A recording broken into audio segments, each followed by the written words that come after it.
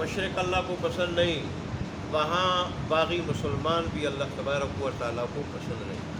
اور یہی وجہ ہے جو ٹھکانہ کافروں کا ہے حقیقت میں بنایا گیا ہے ان کے لیے یہ بھی ایک وقت تک کہ جب تک ان کی مشابہت کا وہ زنگ اس سے نہ اتر جائے، مشابہت نافرمانی کی شکل میں، مشابہت جو اختیار کی ان کے ساتھ اللہ کی بغاوت کی شکل میں، نافرمانی کی شکل میں، عدم اطاعت کی شکل میں، جب تک وہ زنگ اس سے نہ اتر جائے اس وقت تک یہ ان کے ٹھکانے میں رہے گا، جہنم میں رہے گا، اور جب وہ اتر جائے گا تو پھر جنت میں آئے گا۔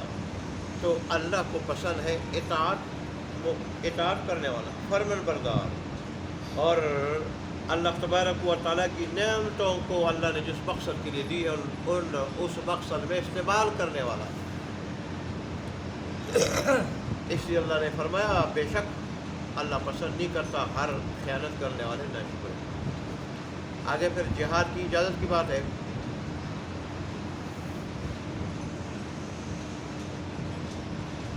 حضرت ابوبکر صدیق رضی اللہ عنہ، غالباً عبداللہ بن عباس کی روایت ہے کہ جب ہم مدینے کی طرف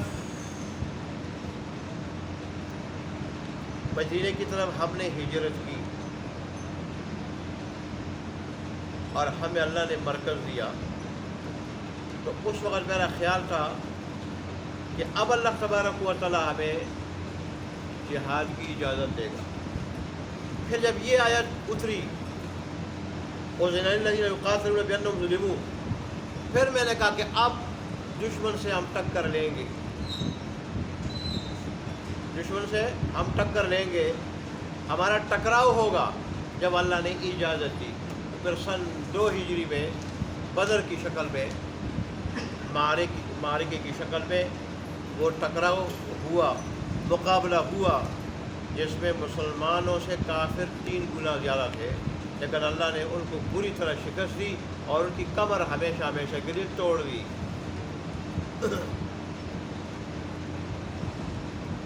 لیکن اُذِنَ لِلَّذِينَ، اجازت دی گئی ان لوگوں کو کہ یقاتلون، کہ جن کے ساتھ لڑائی کی جاتی ہے، کافروں کی طرف سے لڑائی کی جاتی ہے۔ کیوں اجازت دی گئی؟ بِأَنَّهُمْ ظُلِمُوا، اس لیے کہ ان کے اوپر ظلم کیا گیا۔ وَإِنَّ اللَّهَ عَلَىٰ نَصْرِهِمْ لَقَدِيرٌ، اور بے شک اللہ تبارک و تعالیٰ ان کی مدد کرنے پہ البتہ قادر ہے۔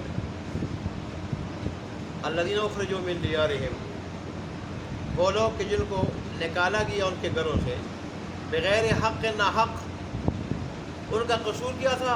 إِلَّا أَن يَقُولُوا رَبُّنَا اللَّهُ، الا ان کا کوئی قصور نہیں تھا سوائے اس کے کہ انہوں نے کہا کہ ربنا اللہ، ہمارا رب اللہ، ہم اللہ کو رب مانتے ہیں، وہ ہمیں پالنے والا ہے، وہ ہمیں دینے والا ہے، اسی نے پیدا کیا ہے، پیدا اسی نے کیا ہے تو دیتا بھی وہی ہے، رب پالنے والا، دینے والا، ضروریات پوری کرنے والا۔ جبکہ مکہ کے کافر یہ نہیں مانتے تھے، وہ کہتے تھے کہ بارش کے لیے الگ ہے، اولاد کے لیے الگ ہے، اور اسی طرح روزی کے لیے الگ ہے، ایک خدا یہ سارے کام نہیں کر سکتا۔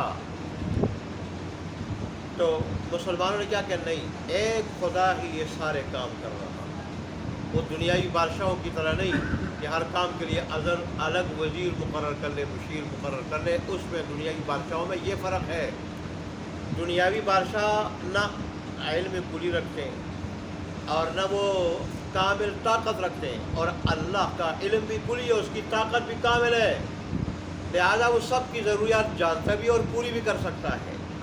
تو جیسے وہ خالق اکیلا ہے، اس کو مکے کے کافر بھی مانتے ہیں، سارے مشرک مانتے ہیں، خالق ہونے کو مانتے ہیں، اس کا وجود ذاتی ہے، اس کو بھی سارے مانتے ہیں۔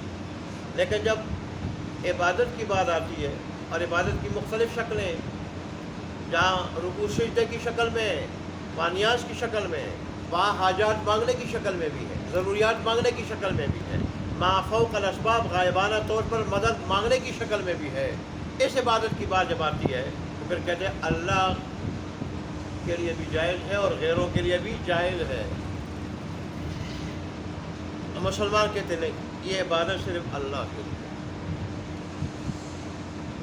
عبادت صرف اللہ کے لیے، اللہ ہی سب کو پالنے والا، جیسے خالق ہے تو پالنے والا بھی وہی، ضروریات پوری کرنے والا وہی ہے۔ اللہ فرماتے ہیں ان کا قصور یہی ہے، وہ صرف مجھے رب مانتے ہیں، میرے سوا کسی کو رب نہیں مانتے۔ آگے اللہ تبارک و تعالیٰ نے پھر جہاد کا فلسفہ بیان فرمایا، وہ زبانی جو اس کی تکمیل ہو چکی۔